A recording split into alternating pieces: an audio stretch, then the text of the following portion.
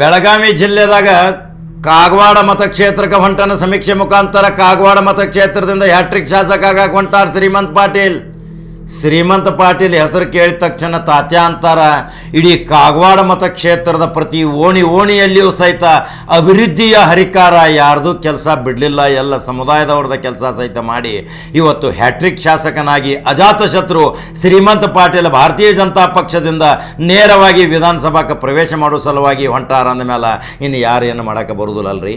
ಅವರ ಸ್ವಂತ ಕೋಟ್ಯಾಂತರ ರೂಪಾಯಿ ಖರ್ಚಿನಿಂದಲೂ ಸಹಿತ ಅನೇಕ ಅಭಿವೃದ್ಧಿ ಕಾರ್ಯಕ್ರಮಗಳನ್ನ ಮಾಡಿದ್ದಾರೆ. ಪ್ರತಿಯೊಂದು ಪೆನ್ ಮಾಹಿತಿಯನ್ನು ದೃಶ್ಯದ ಮುಖಾಂತರ ತೋರ್ಸಾಕತ್ತೀನಿ. ಈಗ ಕಾಗವಾಡ ಮತಕ್ಷೇತ್ರದಲ್ಲಿ BJP ಬಾವುಟ ಹಾರೋದು ಗ್ಯಾರಂಟಿ. ಈಗ ತಾತ್ಯ ಶ್ರೀಮಂತ ಪಾಟೀಲ್ ಯಾವಾಗಲೂ ಯಾರು ಹೋದರೂ ಸಹಿತ ಅವರ ಮಗನಂದು ಸಹಿತ ಒಂದು ವಿಚಾರ ನೋಡ್ರಿ, ಸೌಜನ್ಯ ಮತ್ತು ನಯವಿನಯದಿಂದ ಮಾತಾಡಿ ಜನತಾ ದರ್ಶನ ಮಾಡ್ತಾರೆ. ಅಲ್ಲಿ ಪ್ರತಿಯೊಂದು ಸಮುದಾಯದವರು ಸಹಿತ ಅಲ್ಲಿ ಯಾವ ಪಕ್ಷಭೇದ ನೋಡೋದಿಲ್ಲ. ಅಲ್ಲಿ ಶ್ರೀಮಂತ ಪಾಟೀಲ್ ವ್ಯಕ್ತಿತ್ವ ನೋಡ್ತಾರ. ಶ್ರೀಮಂತ ಪಾಟೀಲ್ ಅವ್ರನ್ನ ಹ್ಯಾಟ್ರಿಕ್ ಶಾಸಕ ಮಾಡೋ ಸಲುವಾಗಿ ಪಣ ತೊಟ್ಟಾರ. 25,000ದಿಂದ 30,000 ಲೀಡ್ ಮತಗಳದಿಂದ ಬರುವ ಏಪ್ರಿಲ್ ಮೇದಲ್ಲಿ ನಡೆಯುತ್ತಿರುವ ಸಾರ್ವತ್ರಿಕ ಚುನಾವಣೆಯಲ್ಲಿ ಶ್ರೀಮಂತ ಪಾಟೀಲ್ನ ವಿಧಾನಸಭಾ ಕಳಿಸೋ ಸಲುವಾಗಿ ಶಪಥ ಮಾಡ್ಯಾರ. ಕಾಗವಾಡದ ಪುಣ್ಯವಂತ ಜನರು ಯಾವುದೇ ಕಾಗವಾಡದ ಗ್ರಾಮದ ಒಂದು ಹಳ್ಳಿಗೆ ಹೋಗ್ರಿ, ಶ್ರೀಮಂತ ಪಾಟೀಲ್ರ ಬಗ್ಗೆ ನಿಮ್ಮ ಅಭಿಪ್ರಾಯ ಹೆಂಗಂದ್ರೆ ನೋಡ್ರಿ, ನೀರು ಇದ್ದಕ್ಕಿಲ್ಲ ಸ್ವಂತ ಖರ್ಚಿನಾಗ ನೀರು ತಂದು ಕೊಟ್ಟಾರ. ಅನೇಕ ಕಾಲುವೆಗಳ ಮುಖಾಂತರ ನೀರು ಬರಬೇಕಾಗಿತ್ತು, ಅದನ್ನು ಸರ್ಕಾರದಿಂದ ಮಾಡೋಕ್ಕಿತ್ತಲು ತಾವೇ ಕೋಟ್ಯಾಂತರ ರೂಪಾಯಿ ಹಣ ದುಡ್ಡು ತಮ್ಮ ಸ್ವಂತ ದುಡ್ಡನ್ನು ಹಾಕಿ ಆ ಕಾಲುವೆಗಳನ್ನ ನಿರ್ಮಾಣ ಮಾಡಿ ನೀರು ಉಣಿಸಿಕೊಟ್ಟಾರ. ಅನೇಕ ಸಮುದಾಯ ಭವನಗಳನ್ನ ಕಟ್ಟಿಕೊಟ್ಟಾರ. ಅನೇಕ ಜಾತಿ ಧರ್ಮದವರಿಗೂ ಸಹಿತ ಯಾವುದೇ ತಾರತಮ್ಯವಿಲ್ಲದೆ ಸಮಾನತೆ ವೇದಿಕೆಯನ್ನು ಮಾಡಿಕೊಟ್ಟಂಥ 224 ಕ್ಷೇತ್ರದಲ್ಲಿ ಏಕೈಕ ಶಾಸಕ ಅಂದರೆ ಶ್ರೀಮಂತ ಪಾಟೀಲ್ಗೆ ಬಹಳ ಮೆಚ್ಚುಗೆ ವ್ಯಕ್ತಪಡಿಸಾಕತ್ತಾರ. ಶ್ರೀಮಂತ ಪಾಟೀಲ್ ಈಗ 25,000ದಿಂದ 30,000 ಮುನ್ನಡೆ ಸಾಧನೆ ಮಾಡಾಕತ್ತಾರ. ಅವರ ವಿರುದ್ಧ ಅಜಾತ ಶತ್ರು ರೀ. ಅಲ್ಲಿ ಯಾರಿಗೋ ಅವರ ವಿರುದ್ಧ ಟಿಕೆಟ್ ಕೊಟ್ಟರು ಅದು ಠೇವಣಿ ಉಳಿದು ಕಠಿಣ ಐತಿ. ಅಂತಾತರಾಗ ಶ್ರೀಮಂತ ಪಾಟೀಲ್ರ ಬಗ್ಗೆ ಎಷ್ಟು ಮೆಚ್ಚುಗೆ ವ್ಯಕ್ತಪಡಿಸಾಕತ್ತಾರೆ ಕಾಗವಾಡ ಜನತೆ ಏನು ನೋಡ್ತಾರೆ? ಶ್ರೀಮಂತ ಪಾಟೀಲ್ ಇದ್ರೆ ಶಾಂತಿ ಇರ್ತೈತಿ, ಎಲ್ಲ ಸಮುದಾಯದವರು ಶಾಂತಿ ಇರ್ತಾರೆ, ಯಾವುದೇ ಜಾತಿ ಧರ್ಮ ಮಾಡೋದಿಲ್ಲ, ಯಾವುದೇ ದ್ವೇಷ ರಾಜಕಾರಣ ಮಾಡೋದಿಲ್ಲ, ಎಲ್ಲರ ಜೊತೆ ಸರಿಸಮಾನವಾಗಿ ಬದುಕುವಂಥ ವ್ಯವಸ್ಥೆಯನ್ನು ರೂಪಣೆ ಮಾಡಿಕೊಡ್ತಾರೆ. ತಮ್ಮದೇ ಆದಂಥ ಸಕ್ಕರೆ ಫ್ಯಾಕ್ಟ್ರಿಗಳಲ್ಲಿ ನಮ್ಮ ನಿರುದ್ಯೋಗಿ ಹುಡುಗರನ್ನ ನೌಕರಿ ತಗೊಂಡು ಅವರಿಗೆ ಒಂದು ಭವಿಷ್ಯದ ಬೆಳಕಾಗಿ ಒಂದು ದಾರಿದೀಪವಾಗಿ ಮಾಡಿ ತೋರಿಸಿದ್ದಾರೆ ಇದೇ ತಾತ್ಯ ಶ್ರೀಮಂತ ಪಾಟೀಲ್ ಯಾವಾಗ ಕಾಗವಾಡ ಕ್ಷೇತ್ರದ ಶಾಸಕರಾದರು, ಎಷ್ಟು ಹಿಂದುಳಿದ ಪ್ರದೇಶವಾಗಿತ್ತು, ಅಲ್ಲಿ ಎಷ್ಟೋ ಸಾರಿ ಶಾಸಕರಾದವರು ತಮ್ಮ ಗಾಂಭೀರ್ಯದಿಂದ ಮೆರೆದು ಹೋದರು. ಆದರೆ ಇವತ್ತು ಶ್ರೀಮಂತ ಪಾಟೀಲ್ ಎಲ್ಲರ ಜೊತೆ ನಯ ವಿನಯದಿಂದ ಮಾತಾಡಿ ಅನೇಕರ ಜೊತೆ ಸಂಬಂಧಗಳನ್ನ ಬೆಸೆದುಕೊಂಡು ಅವರು ನಾಮಿನೇಷನ್ ಮಾಡಿ ಬಂದು ಮನ್ಯಾಗ ಕೂತರು ಸಾಕು, ನಾವು ಆರಿಸ್ತರ್ತೀವಿ ಅಂತೇಳಿ ಲಕ್ಷಾಂತರ ಕಾರ್ಯಕರ್ತರು ಹೇಳ್ತಾರೆ. ಹಾಗಾದ್ರೆ ಅಲ್ಲಿ ಶ್ರೀಮಂತ ಪಾಟೀಲ್ ಅವರು ಎಷ್ಟು ಮೆಚ್ಚುಗೆ ವ್ಯಕ್ತಪಡಿಸ್ಯಾರ, ಜನ ಅವರ ಬಗ್ಗೆ ಪ್ರೀತಿ ವಿಶ್ವಾಸ ಇಟ್ಟಾರ. ಹ್ಯಾಟ್ರಿಕ್ ಶಾಸಕ ಆಗೋದಂತೂ ಖಚಿತ. ಅವರು ಏನೇನು ಅಭಿವೃದ್ಧಿ ಕಾರ್ಯಕ್ರಮಗಳನ್ನ ಮಾಡಿದಾರ ಅವನ ಸ್ವಲ್ಪ ದೃಶ್ಯದ ಮುಖಾಂತರ ತೋರ್ಸಾಕತ್ತೀನಿ. ಹಾಗಾದ್ರೆ ಕಾಗವಾಡ ಮತಕ್ಷೇತ್ರದವರು ಪುಣ್ಯವಂತ ಜನ, ಮಹಾಜನತೆ ಯಾವ ರೀತಿ ಶ್ರೀಮಂತ ಪಾಟೀಲ್ ಅವ್ರನ್ನ 8,000 ಮತಗಳ ಅಂತರದಿಂದ ವಿಧಾನಸಭೆಗೆ ಕಳಿಸ್ತೀರಿ ಅನ್ನೋದು ನನ್ನ ಕಮೆಂಟ್ ಬಾಕ್ಸ್ನ ನಿಮ್ಮ ಅನಿಸಿಕೆ ಹಾಕ್ತೀರಿ. ಹಾಗಾದ್ರೆ ನಂಬರ್ 1 ಚಾನಲ್ ಫಾಲೋ ಮಾಡಿರಿ.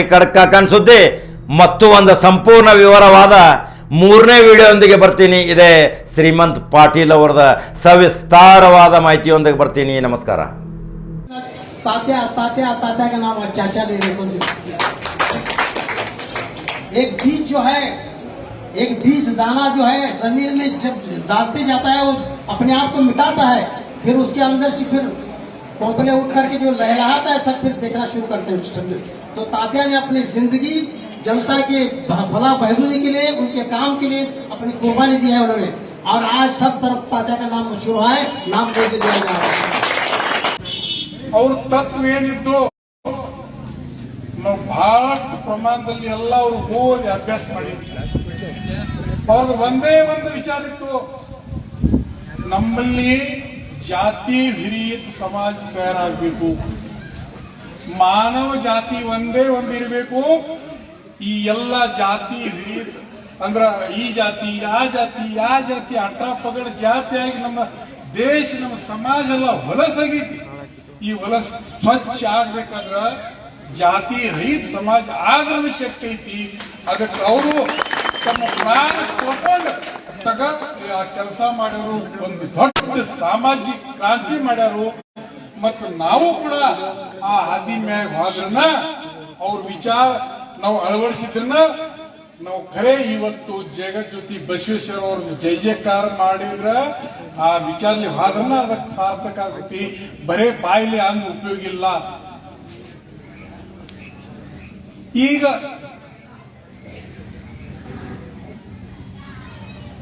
ಇಲ್ಲೇ ಒಮ್ಮೆ ನಾ ಆರ್ಸಿ ಬಂದಾಗ ನಮ್ಮ ಅಣ್ಣಾಸಾಹೇಬ್ ಗೌಡ್ರು ಅವರ ಅಂಗಡಿ ಮುಂದ ಒಂದು ಕೆಲವು ಜನ ಎಲ್ಲ ಕೂಡಿದ್ರು. ಅದು ವಿಷಯ ಗೊತ್ತು, ಆ ಮಳೆಗಾಲ ದಿವಸದ್ದು ವಿಷಯ ಗೊತ್ತು. ಈ ನಮ್ಮ ಎಲ್ಲ ಹೊಲದಾಗ ನೀರ್ ಐತಿ, ಆ ನೀರ ಹರಿದು ಹೋಗಂಗಿಲ್ಲ.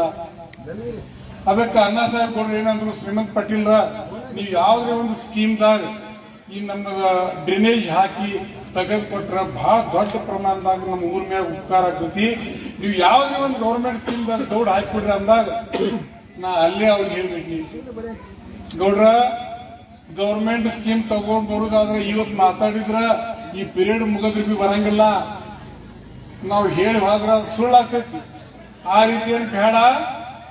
ನಾನು ನಾಳೆ ನಮ್ಮ ಮನುಷ್ಯ ಕಳಿಸ್ತೀನೋ, ಆ ಡ್ರೈನೇಜ್ ತೆಗೆದು ಕೆಲಸ ಮಾಡ್ತೀನೋ, ಅದಕ್ಕೆ ಎಷ್ಟು ಬೇಕಾದಷ್ಟು ಖರ್ಚು ಬರಲಿ, ನಾ ಕಿಶೆದಾಗಿ ದುಡ್ಡು ಹಾಕಿ ಕೂಡ ಮಾಡ್ತೀನಿ. ಅವಾಗ ಕೆಲಸ ಕೂಡ ಮಾಡಿದ್ದೀನಿ. ಅದಷ್ಟಲ್ಲ, ನನ್ನ ಕಡೆ ದಿನಾಲು ಎಷ್ಟೋ ಜನ ಬರ್ತಾರ. ಬ್ಯಾರೆ ಯಾರು ಹಜಾರಿ ಇರ್ತಾರ, ಯಾರ್ದ ಮನಿ ಸುಟ್ಟಿರ್ತೈತಿ, ಯಾವ್ದು ಗಾಳಿಲಿ ತಗಡ ಹಾರಿ ಹೋಗಿರ್ತಾವ. ಎಷ್ಟೋ ಜನ ಬಂದಾಗ ನಾವು ಅವ್ರಿಗೆ ಸ್ವತಃ ಅಲ್ಲಿ ಹೋಗಿ ಭೇಟಿಯಾಗಿ ನಮ್ಮ ಕಿಶೆದಾಗಿ ದುಡ್ಡು ಕೊಟ್ಟು ಅವ್ರಿಗೆ ಸಾಂತ್ವನ ಮಾಡ್ಕೊಂಡು ಬಂದಿದ್ವಿ. ಈ ಕೆಳಗಾವ ಬಸವೇಶ್ವರ ಅದಕ್ಕೂ ಕೂಡ ದುಡ್ಡು ಕಡಿಮೆ ಬಿದ್ದಿದ್ದು. ಅಲ್ಲಿದಲ್ಲಿ 3.5 ಕೋಟಿ ರೂಪಾಯಿ ಕೊಟ್ಟಿವು. ಕೆಲವು ಜನ ರೈತರು ತಕರಾರು ಮಾಡೋರಿಗೆ, ನಿಂದ ಏನೈತಪ್ಪ, ಎಷ್ಟು ದುಡ್ಡ, 20 ಲಕ್ಷ ತಗೋ, ನಿಂದ ಎಷ್ಟು 10 ಲಕ್ಷ 15 ಲಕ್ಷ ತಕರಾರು ಮಾಡೋರಿಗೆ ಎಲ್ಲರಿಗೂ ದುಡ್ಡು ಕೊಟ್ಟು ಅದೆಲ್ಲ ತಕರಾರು ಮುಗಿಸಿದ ಕೆಲಸ ಕೂಡ ಮಾಡಿದ್ವಿ. ಮತ್ತೆ ಈಗ ನಮ್ಮ ಶಿವಾನಂದ ಗೌಡ ಒಮ್ಮೆ ಅಂದ್ರ ಶ್ರೀಮಂತ್ ಪಾಟೀಲ್ ಅಂದ್ರ ATM ಇದ್ದಂಗ, ಅರ್ಜಿ ಕೊಡೋದು ದುಡ್ಡು ತಕ್ಕೋದು. ಖರೆ ನೀವು ಎಲ್ಲಿ ತಿಳಿದ್ರಿ ಶ್ರೀಮಂತ್ ಪಾಟೀಲ್ ಹೆಂಗಾನ ಇದು ಎಲ್ಲ ಕಿಶದಾಗ ದುಡ್ಡು ತೆಗೆದು ಕೊಡ್ತಾರ ಅಂತೇಳಿ. ಹಿಂಗ್ ಪುಕಟ್ ಕೊಡ್ಲಾಕ ನಾನು ಹುಚ್ಚಿಲ್ಲ, ಕಿಶದ ದುಡ್ಡು ಕೊಡ್ಲಾಕ ಹುಚ್ಚಿಲ್ಲ. ಅದಕ್ಕೂ ಕಾರಣ ಐತಿ, ನಾ ಬಹಳ ದೊಡ್ಡ ಸ್ವಾರ್ಥಿ ಮನುಷ್ಯ ಇದೀವಿ. ಆದ್ರೆ ಹಿಂದೊಂದು ಸ್ವಾರ್ಥ ಐತಿ ನಮ್ದು. ನಾವು ಒಕ್ಕಲ್ತನ ಮಾಡ್ತೀವಿ, ಕಬ್ಬ ಹಚ್ತಿದೀವು. ಕಬ್ಬ ಹಚ್ಚಿ ಆ ಕಬ್ಬ ಫ್ಯಾಕ್ಟ್ರಿಗೆ ಹೋಗಿ ದುಡ್ಡು ಏನ್ ಬರ್ತಿದ್ಲ, ಎಷ್ಟೋ ನಮ್ ದೋಸ್ತರ ಅಡಚಿಂದಾಗ ಇರ್ತಿದ್ರು. ಬಿಲ್ ಬಂದ್ರೂಪ್ಲೆ ತಾತ್ಯ माझं एक अडचण आहे की तू नाही ನನ್ನ ಮದತ್ ಮಾಡ್ಲಿಕ್ಕೆ ನನ್ನ ಹೊಲ ಮಾರ್ಬೇಕಾಗ್ತೈತಿ, ಮನಿ ಮಾರ್ಬೇಕಾಗ್ತೈತಿ, ನಮ್ಮಲ್ಲಿ ಈದಿಲ್ಲ. ಅದನ್ನ ಹೇಳ್ಕೊತ ಬರೋರ ನಮ್ದು ಒಂದು ಈ ಬಂದವ್ರಿಗೆ ನಾವು ತಿರುಗಿ ಕಳ್ಸಂಗಿಲ್ಲ. ಅವ್ರ ಒಂದು ಏನೋ ಹುಟ್ಟು ಗುಣ ಇರೋದ್ರಿಂದ ಎಲ್ಲಾರ್ಗ ಏನೇ ಶಕ್ ಕೊಟ್ಟು ನಾವು ಖಾಲಿ ಅನ್ಕೊಂಡವ್. ಆದ್ರ ಅವಾಗನ 1000 ನನ್ನ ಕಡೆ ಅವಾಗ ರೈತ ರೇಟ್ ಬಹಳ 10-20 ಸಾವಿರ 50,000 ಲಾಖ ರೂಪಾಯಿ ಬರ್ತಿತ್ತು, ನಾ ಕೊಡ್ತೀನಿ. ಆದ್ರ ದೇವ್ರು ನನಗ 1000 ಕೊಟ್ಟಾಗ ನನಗೆ ಲಕ್ಷದಾಗ ಕೊಟ್ಟ. ಮುಂದೆ ನಮ್ಮ ಪರಿಸ್ಥಿತಿ ಚಲೋ ಆಯ್ತು, ನಾವು ಲಕ್ಷ ಮದತ್ ಮಾಡ್ಲಾಕ ಚಾಲು ಮಾಡಿದೀವಿ. ದೇವ್ರು ನಮಗ್ ಕೋಟಿದಾಗ ಕೊಡ್ಲಾಕ ಚಾಲು. ಸಕ್ರಿ ಫ್ಯಾಕ್ಟ್ರಿ ತೆಗ್ದೇವು. ಸಕ್ರಿ ಫ್ಯಾಕ್ಟ್ರಿ ತೆಗ್ಯಾನ ರೈತರಿಗೆ ನೀರಾವರಿ ಮಾಡ್ಕೊಂಡು ಅಂತೀವಿ. 40 ಕೋಟಿ ರೂಪಾಯಿ ಹಾಕಿ 100 ಕೋಟಿಗೆ ನಮ್ಮ ಫ್ಯಾಕ್ಟ್ರಿ ವತಿಯಿಂದ ಕಾರ್ಪೊರೇಟ್ ಗ್ಯಾರಂಟಿ ಕೊಟ್ಟು ಜಾಮೀನು ಆಗಿ ಸುಮಾರು 30 ಸ್ಕೀಮ್ ಮಾಡಿಕೊಟ್ಟಿನ. ಏನು ರೈತ ಕಡೆ ಕಾಗದ ಇಲ್ಲ, ಚಿಟ್ಟಿ ಇಲ್ಲ, ಸಹಿ ಇಲ್ಲ, ಏನೂ ಇಲ್ದನ. ಆದ್ರ ದೇವ್ರನ್ನ 100 ಕೋಟಿ ಕೊಟ್ಟಾಗ ನನಗೆ 1000 ಕೋಟಿದ ಕೊಡ್ಲಾಗ್ತಾನ. ಇಲ್ಲೇ ಈ ಕುಡ್ಚಿ ದರ್ಗಾ ಅವ್ರು ನನ್ನ ಕಡೆ ಬಂದ್ರ, ಅವ್ರು ಬಂದಾಗ ನಾವು ಒಂದು ಸ್ಕೀಮ್ ಮಾಡೋರ್ಗೆ ನಾವು ದರ್ಗಾ ಜಮೀನ್ ಐತಿ, 150 ಎಕರೆ 200 ಎಕರೆ ನಮಗೆ ದುಡ್ಡು ಬೇಕು, ಯಾರೂ ನಾವು ಕೊಟ್ಟಿಲ್ಲ. ಕೊನೆಗೆ ನಿಮ್ ಕಡೆ ಬಂದಿದ್ದೀವಿ, ನೀವು ಕೊಟ್ರೆ ಮಾಡ್ತೀವಿ, ಇಲ್ಲಿ ಮನೆಗೆ ಹೋಗ್ತೀವಿ ಅಂದ್ರು. ಅವಾಗ ನಮ್ ಲೀಗಲ್ ಆಫೀಸರ್ ಕೇಳೋಣ, ದರ್ಗಾ ಜಮೀನಿಗೆ ಕೊಡ್ಬೇಡ್ರಿ, ವಸೂಲ್ ಮಾಡ್ಲಾಕ್ ಬರಂಗಿಲ್ಲ ಕಾಯ್ದಿಲ್ಲ ಅಂದಾಗ ಅವ್ರು ನಾರಾಜಾಗಿ ನಮಸ್ಕಾರ ನಡ್ತೀವಿ ಅಂದ್ರ ಇಲ್ಲ ಹಾಕೊಂಡ್ರಿ ಅಂತೀವಿ. ಈ ಕಾಯ್ದೆ ಕಾನೂನ ಬಾಂಡ ಎಲ್ಲ ಸುಳ್ಳು ಇರ್ತೈತಿ. ನೀವು ನಮಗೊಂದು ಆಸೆ ಇಟ್ಕೊಂಡು ಅಪೇಕ್ಷೆ ಇಟ್ಕೊಂಡು ಬಂದಿದ್ರಿ, ನಾ ಖಾಲಿ ಕಳ್ಸಂಗಿಲ್ಲ. ನಿಮ್ಗೆ ಎಷ್ಟು ದುಡ್ಡು ಬೇಕಂದಾಗ ನಮ್ಮ ಸ್ಕೀಮ್ ಎಲ್ಲ ಪೂರ್ಣ ಆಗ್ಬೇಕಾದ್ರೆ 1 ಕೋಟಿ 40 ಲಕ್ಷ 50 ಲಕ್ಷ ತನಕ ಬೇಕಂದಾಗ ಅಲ್ಲಿದ್ದಲ್ಲಿ ಅವ್ರು ದುಡ್ಡು ಕೊಟ್ಟಿವು, ಅದು ಸ್ಕೀಮ್ ಮಾಡಿ ಕೊಟ್ಟಿವು. ಅಲ್ಲಿ ಒಂದು ಅವರು ಮುಸ್ಲಿಂ ಪೈಕಿ IAS ಆಫೀಸರ್ ಉದ್ಘಾಟನೆ ಬಂದಿದ್ದ, ಅವರು ಭಾಷಣದಲ್ಲಿ ಏನಂದ್ರ, ಶ್ರೀಮಂತ್ ಪಾಟೀಲ್ ನಮ್ ಮುಸ್ಲಿಂ ಮಂದಿ ಮ್ಯಾಗ ಸಾದಾ ಮಾತ್ ವಿಶ್ವಾಸ ಯಾರು ಇಡಂಗಿಲ್ಲ, ದುಡ್ಡು ವಿಷಯದಾಗ ಯಾರು ಮಾಡಂಗಿಲ್ಲ. ಆದ್ರ ನೀವು ಧನ್ಯ ಅದಿರಿ.